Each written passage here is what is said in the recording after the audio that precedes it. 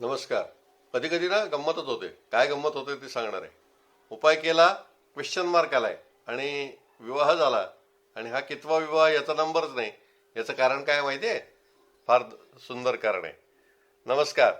2023 मध्ये आम्ही ऋचाच्या लग्नाबद्दल आपल्याला विचारले होते, तेव्हा आपण सांगितले होते की 2025 एप्रिल किंवा मे मध्ये विवाह होईल आणि कोणताही उपाय करण्याची गरज नाही. आपल्या म्हणण्यानुसार 14 मे 2025ला ऋचाचे लग्न आनंदात पार पडले. यासाठी आपले मनपूर्वक अभिनंदन. असा अशी प्रतिक्रिया या मुलीच्या पालकांनी दिली. धमाल आहे की नाही?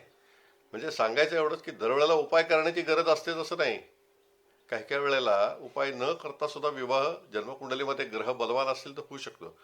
आपल्या विवाह होत नाही अशी चिंता असेल तर एकदा पत्रिका बघायला काय हरकत नाही. खाली दिसणाऱ्या व्हॉट्सअप नंबरवरती संपर्क करा आणि टेक्स्ट मेसेज करा.